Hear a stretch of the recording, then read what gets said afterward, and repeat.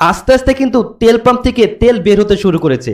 যে সকল তেল পাম্পের মালিকরা সিন্ডিকেট করে তেল মজুত করে খোলা বাজারে বিক্রি করে রাতারাতি বড়লোক হওয়ার ধান্দা করছে, তাদের ধান্দা কিন্তু এখন বাদ।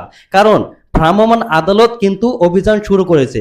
যে সমস্ত তেল পাম্পে লেখা রয়েছে তেল নেই, অথচ ভ্রাম্যমাণ আদালত অভিযান চালিয়ে ওই সমস্ত তেল পাম্পে তেল পাচ্ছে কোথাও 24,000 লিটার, কোথাও 28,000 লিটার, কোথাও 6,000 লিটার।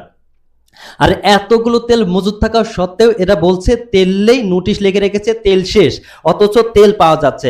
আর এই সমস্ত পাম্পগুলোতে, ফিলিং স্টেশনগুলোতে কিন্তু ভ্রাম্যমাণ আদালত চওড়াভাবে জরিমানা শুরু করেছে, কোথাও 1,00,000 টাকা, কোথাও 50,000 টাকা।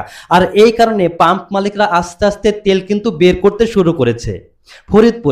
ফরিদপুরের সদর উপজেলার কানাই ইউনিয়নের একটি তেল পাম্পে লেখা রয়েছে তেল নেই, অথচ ভ্রাম্যমাণ আদালত অভিযান চালিয়ে তেল পেয়েছে 28,000 লিটার। চিন্তা করা যায়।